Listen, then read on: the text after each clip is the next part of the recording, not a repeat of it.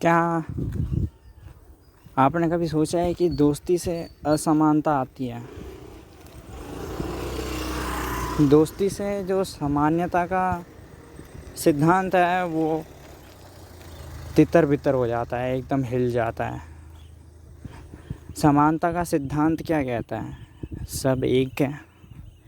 यही हर किसी ने बोला है, महावीर ने भी यही बोला है, सब एक आत्मा है। Everyone is a soul. सब एक है। ऐसे इस्लाम कहता है सब इस्लाम के आँखों में एक है। इस्लाम कहता है सब अल्लाह के बंदे हैं, एक हैं। लेकिन दोस्ती एक ऐसा हथियार है जो इस समानता के सिद्धांत को तोड़ता है और लोगों को पता भी नहीं लगता और वो असमानता बढ़ाते जाते हैं अपने अंदर। जैसे रुचिका ने दोस्ती करी शालिनी से, दोनों दोस्त बन गए, अच्छे दोस्त बन गए, अपने साथ रहे एक दूसरे के और अच्छा सा प्रेम वगैरह रहा।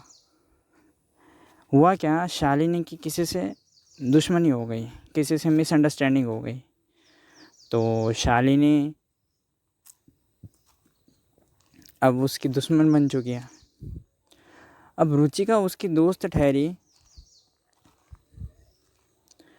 रुचिका का कोई लेना देना नहीं था शालिनी की दुश्मन से, लेकिन फिर भी शालिनी रुचिका के दोस्ती के प्रभाव में आकर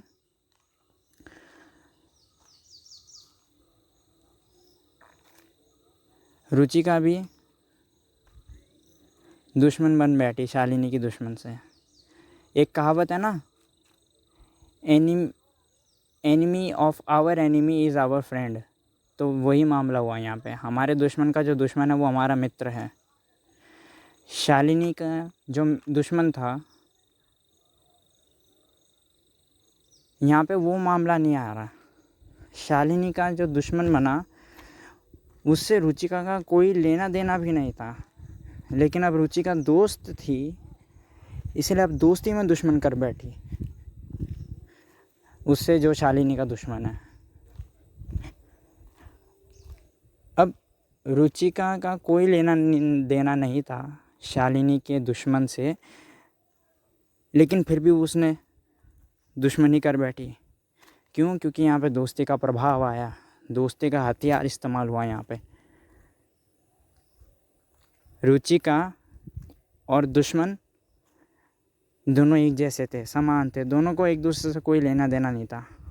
वह अपनी ज़िंदगी में खुश था, रुचिका अपनी ज़िंदगी में खुश थी। लेकिन बस शालिनी से दोस्ती के कारण रुचिका को भी दुश्मनी कर बैठनी पड़ी। अब समझ आया दोस्ती कैसे इस्तेमाल हुआ यहाँ पे हथियार की तरह।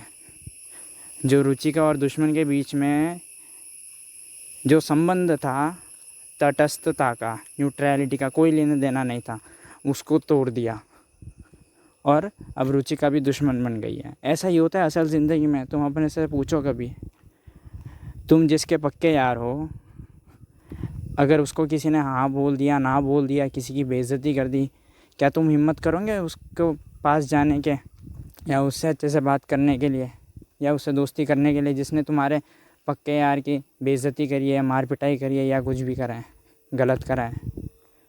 नहीं। जबकि तुम जानते हो कि तुम्हारा काम उससे पड़ रहा है, तुम्हारा काम है बहुत ज़रूरी उससे, तुम्हें उसकी ज़रूरत है, लेकिन फिर भी तुम नहीं जाओगे क्योंकि तुम्हारे पक्के यार के साथ जो उसने गलत करा है। ऐसे दोस्ती बाधा डालती है, ऐसे दोस्ती असमानता लाती है। दोस्ती में आकर एक दो पक्के दोस्त दूसरों को समानता की नज़रों से नहीं देखते। एक दो पक्के दोस्त दोस्ती में आकर दूसरों को उस समानता की नज़रों से नहीं देखते जिस समानता की नज़रों से अपने दूसरे पक्के दोस्त को देखते हैं। अब समझ आया समानता कैसे टूटती है दोस्ती में। अब दो पक्के दोस्त हैं, वो दोनों तो एक दूसरे को इक्वली ट्रीट करेंगे, जैसे मैं हूँ वैसे ही तू है, जैसे तू है वैसे ही मैं हूँ। लेकिन दूसरे को वैसे ट्रीट नहीं करेंगे। इसलिए मैं कहता हूँ जहाँ दोस्ती होती है वहाँ असमानता आती है, ना केवल दुश्मनों के साथ बल्कि दूसरे जितने भी समाज के लोग हैं उन सब के प्रति असमानता की दृष्टि बनती है तुम्हारे अंदर।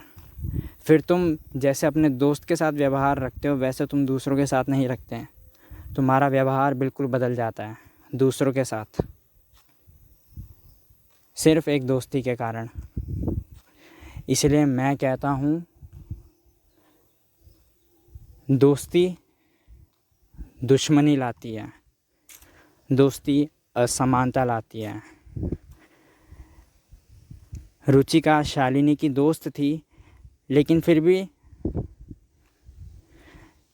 शालिनी के दुश्मन से कोई लेना देना नहीं था रुचिका का, फिर भी रुचिका को दुश्मनी कर बैठनी पड़ी क्योंकि वो पक्की यार थी शालिनी की। तो दोस्ती में दुश्मनी ऐसे होती है। तुम्हारी भी कोई गलती नहीं होती, सामने वाले की भी कोई गलती नहीं होती, बस दुश्मनी हो जाती है। सिर्फ कारण ये होता है कि तुम्हारे पक्के यार के साथ उसकी दुश्मनी थी, इसलिए तुम भी दुश्मनी कर बैठे। अब यहाँ पे सही कौन है गलत कौन है बताओ ज़रा। तुमने बेफालतू में दुश्मनी कर बैठी उससे, जबकि तुम्हारा कुछ लेना देना भी नहीं था। अब बताओ दोस्ती ज़िम्मेदार है कि नहीं है यहाँ पे तुम्हारी दुश्मनी में? बिल्कुल ज़िम्मेदार है। अब तुम उसे नीच भावना से देखोगे, समान भाव से नहीं देखोगे जैसे तुम अपने दोस्त को देखते हो।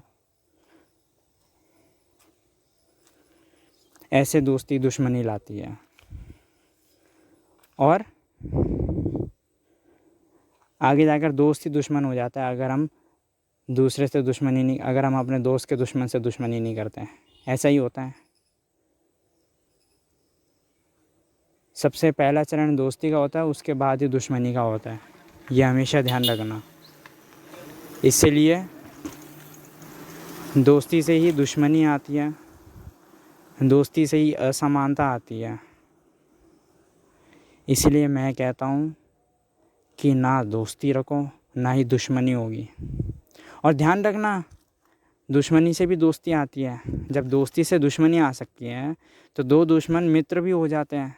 बहुत कहानियाँ सुनी होगी तुमने, जो दो व्यक्ति कभी दुश्मन थे आज मित्र हैं। तो दोस्ती से दुश्मनी भी आती है और दुश्मनी से दोस्ती भी आती है। ये दोनों एक चक्रव्यूह की तरह घूमते हैं। आज जो तुम्हारा दोस्त है वो कल तुम्हारा दुश्मन होगा, और आज जो तुम्हारा दुश्मन है कल वो तुम्हारा दोस्त होगा। चाणक्य ने तो ये तक बोल दिया है कि इस संसार में कोई भी स्थायी मित्र नहीं होता और कोई भी स्थायी दुश्मन नहीं होता। There is no permanent enemy as well as there is no permanent friend. तो ना दोस्ती रखिए ना दुश्मनी रखिए, काम से काम रखिए। अगर आपका काम पड़ता है तो काम करवाने के लिए, निकलवाने के लिए अच्छे से बोले। मैं ये नहीं कहता कि काम नहीं पड़ता तो गालियाँ से बोले, बुराई से बोले, नहीं। मैं कहता हूँ काम से काम बोले। काम हो जाने के बाद आप अपने ज़िंदगी में मस्त रहे, उसे अपनी ज़िंदगी में मस्त रहने दें। और जब हर कोई काम से काम रखेगा तो आप देखेंगे इस संसार में दोस्ती भी विदा हो जाएगी और दुश्मनी भी विदा हो जाएगी। लेकिन ऐसा होता नहीं है। लोगों को दोस्ती और दुश्मनी के चक्कर में फंसना बहुत आसान लगता है। इसे एक दलदल की तरह समझिए, आप फंसते जाते हैं और होता जाता है। सब्सक्राइब करें अगर ये चलचित्र मददगार साबित हुई हो तो।